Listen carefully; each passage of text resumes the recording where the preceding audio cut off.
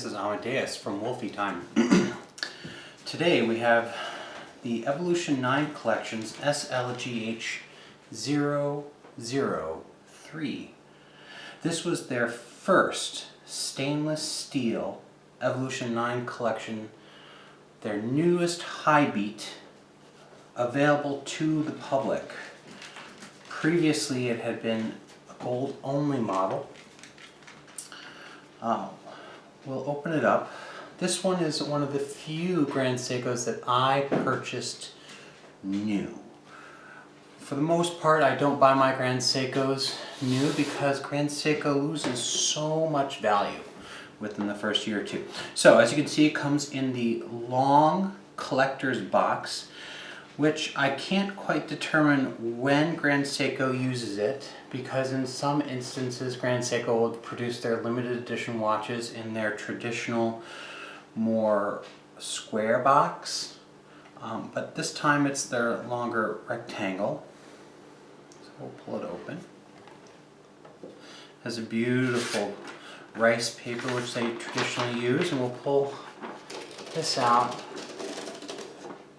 And I'll lay everything out so that you can see what is included in a Grand Seiko when you buy it. First, you'll get the warranty card, which should be, if it was done properly, stamped by who you purchased it from. You'll know that you bought a one that is unlikely to have been covered by a manufacturer warranty if it doesn't have all of this information filled in from the authorized dealer or from the boutique that you bought it at.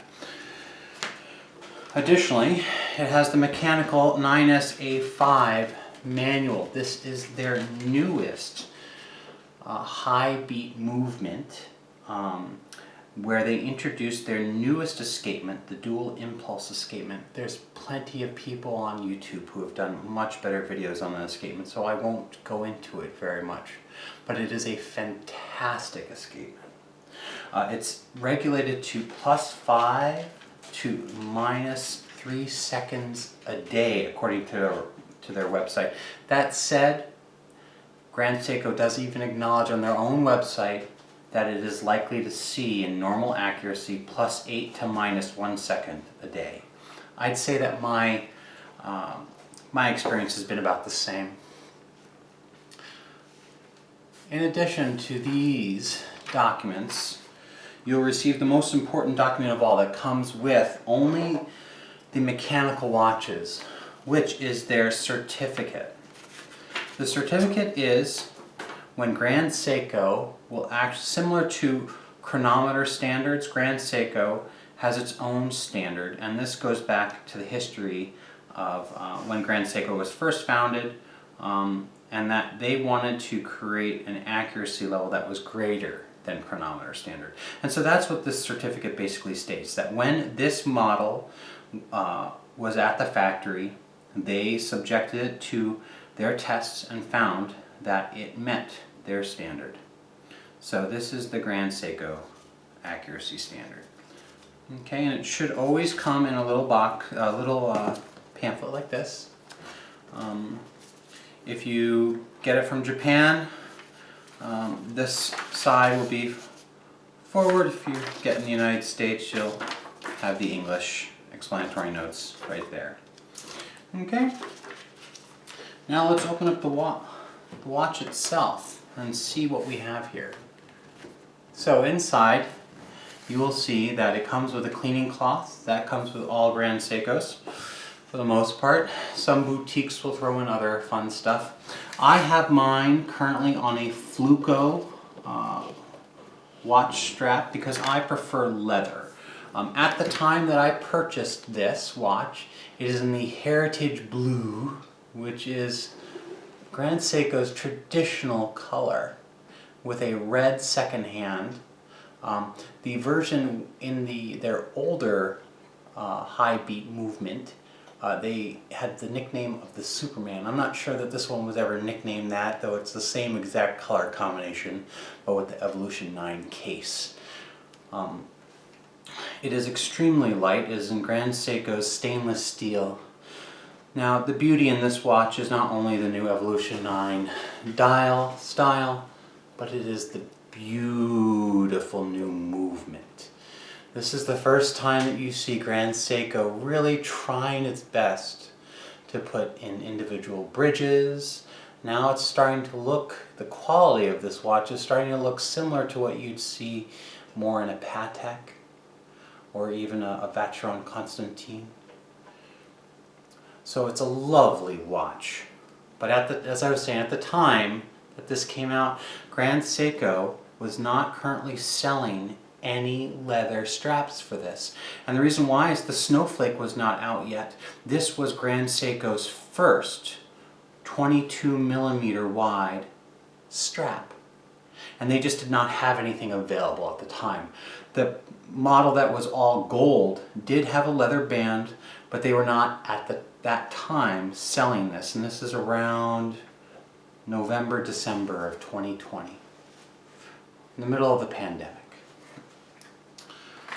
Inside this case, you'll find the normal pillow, and then you'll also find two other case openings. As you'll see, I never installed the original bracelet. This has never been sized. This is its original bracelet. It has a gold medallion there, signifying that this is a limited edition of 1,000 pieces. Also, on the dial, you'll notice a gold GS logo. So how does this, we'll move this away for a second and I'll put some other Grand Seikos out so that you can kind of see the differences in sizes. So right here is the SLGH003, which is their high beat. And this is their most accurate high beat that they currently make at the normal level. I believe they do have an even higher accuracy one that they have made in the past that Creedor may have access to, but currently this is what they're producing for Grand Seiko enthusiasts. Other people in the comment are free to correct me. I mean, I know they've had more accurate ones in the past.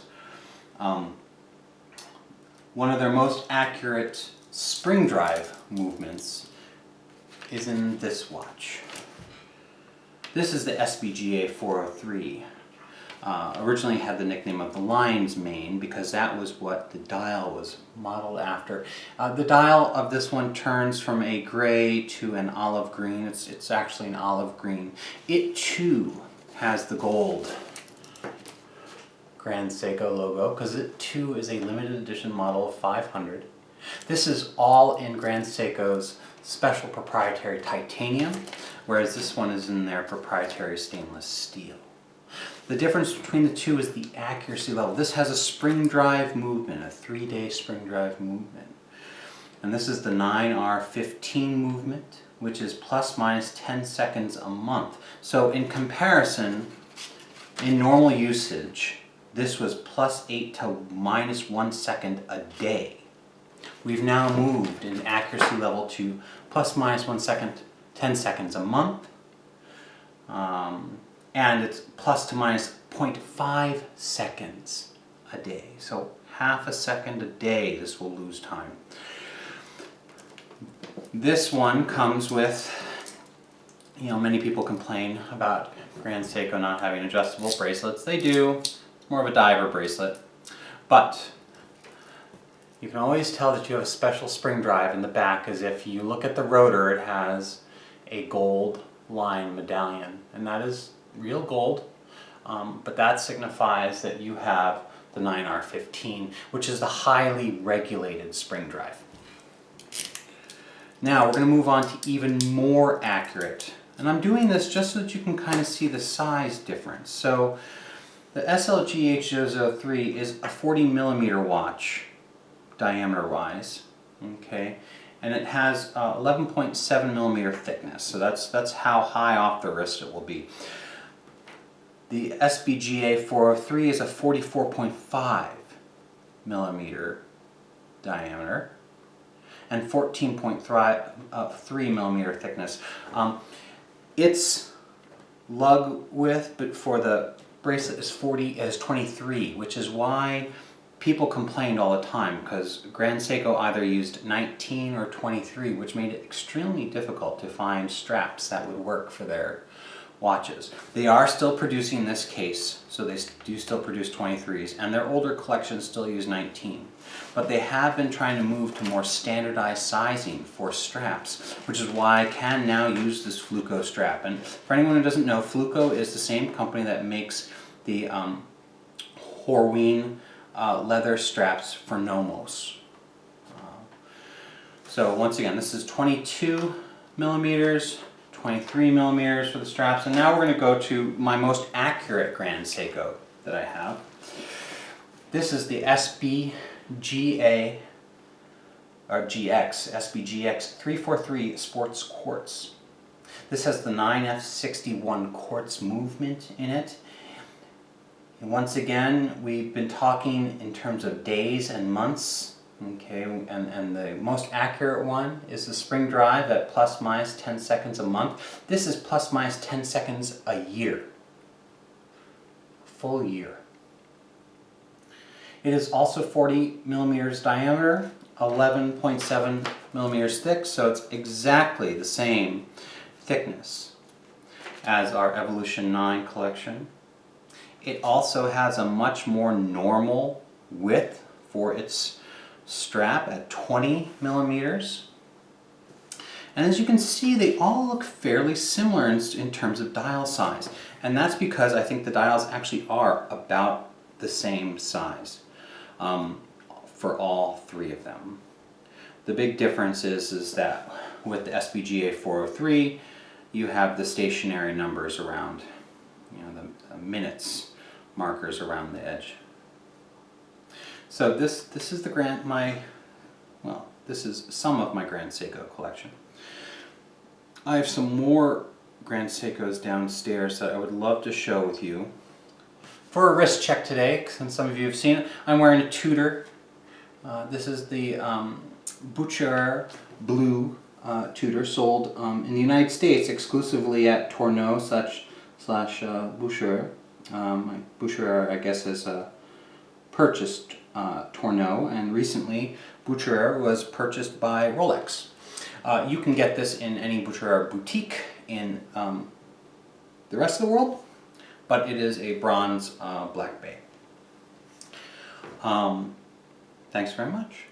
And once again, I hope you enjoyed this quick watch with Amadeus.